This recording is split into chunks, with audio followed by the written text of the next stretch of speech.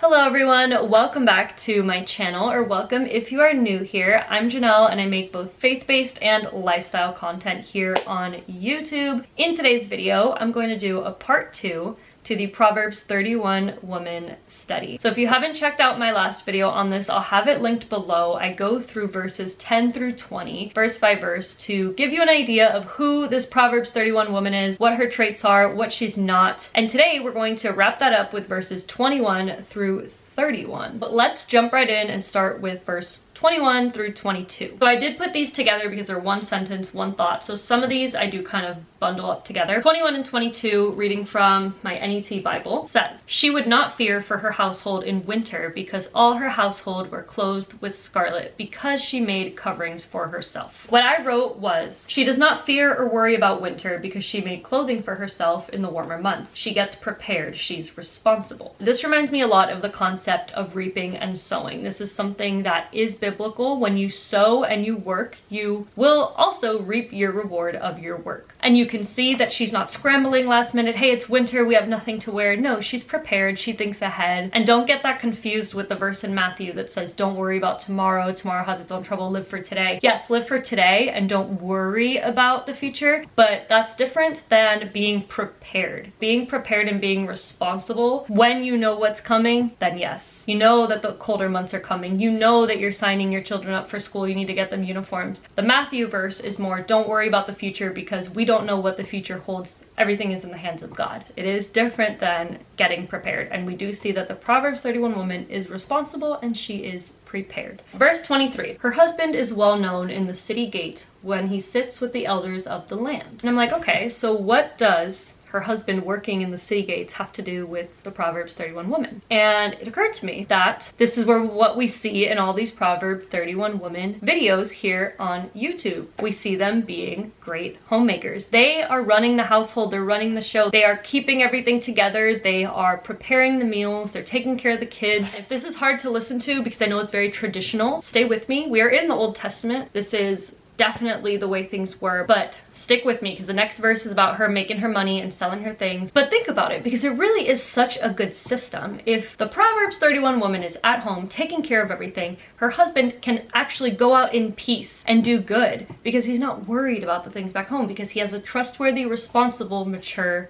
wife. But let's move on. So verse 24, I wrote, she makes things and sells them. She trades. She made linen garments and sold them. She traded belts to the merchants. So she is making clothes. This is kind of the theme with this chapter, is that what she does is she makes clothes, she makes garments, she makes them for her family, but she also makes them and sells them. You can see back in verse 16 that she considered a field and bought it from her own income. She bought land with the things that she's making with her hands. So now in verse 24, saying the same. She's making things and she sells them. She's working, she's producing good. Verse 25, her clothing was strong and splendid. For this I wrote, her work is good, and for splendid, I wrote, she's working happily. And this we can also go back to verse 13 that says, she sought out wool and flax, then worked happily with her hands. 17, she clothes herself in might. So when she says she clothes herself in might, she works happily with her hands, she is happy with what she's making. She's working with joy. She knows she's producing good. And we talked about in the last video as well, she gets her tasks done. She doesn't leave things half done. She's not complaining while she's working. And this just further shows that her work is good in that her clothes are strong. So what she's selling is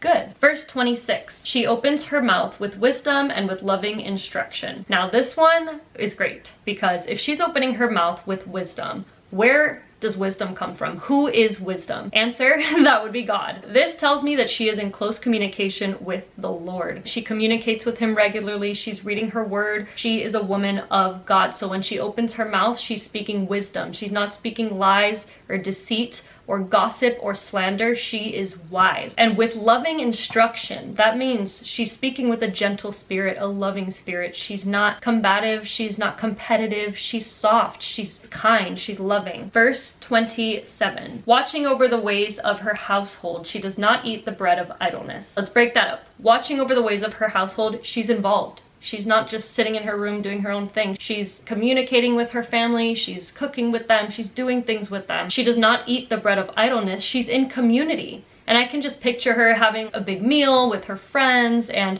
getting involved in maybe the church or whatever it is. She's not alone, because we are not called to be alone. And I know, as somebody who's still kind of newly saved, it's been almost a year now, but I still consider that kind of new, there is a temporary season of idleness because you kind of don't really relate to the people you used to relate to, and you will find yourself more alone. I've heard this in so many testimonies, so many people on here that have kind of lost a lot of their community due to being saved. However, this is the time to pray for community. I've seen success stories at the end of it. They're in a much better place around people that inspire them and uplift them, and you know, they're doing things that they're both passionate about and truly find their purpose and calling and community. So if you're in an idle season, I kind of am, let's pray, and God will bless that, because he does not want us to be alone. But don't forget to communicate with him during the low as well as the highs. Verse 28. I actually grouped the last 4 verses together, 28 through 31, and I'm just going to read through all of them because there's this theme. 3 out of the 4 verses mention praise. So let's look at that. Verse 28. Her children have risen and called her blessed. Her husband has also praised her. 29.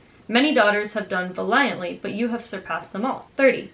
Charm is deceitful and beauty is fleeting. A woman who fears the Lord, she makes herself praiseworthy. Verse 31. Give her credit for what she has accomplished, and let her works praise her in the city gates. So verse 28, her children call her blessed and her husband praises her. She does good works at home for her family, so she's praised. Verse 30, a woman who fears the Lord, that woman is praiseworthy. The Lord praises her because she fears the Lord. She's in communication with him, she's following him, and now she receives the praise of God. She's doing good works in the eyes of her family. She's also doing good works in the eyes of the Lord. Verse 31, give her credit for what she's accomplished. Let her works praise her in the city gates. She is publicly doing good works as well, whether that be in the church or volunteering or in some form of community. She's doing good public work, and so those in the city can also praise her because she's doing well. So she does good in all aspects. It's not just, I'm gonna do good for my family, but when I'm out with my friends, I'm gonna act a different way, or I'm gonna pray to God and be great with God, but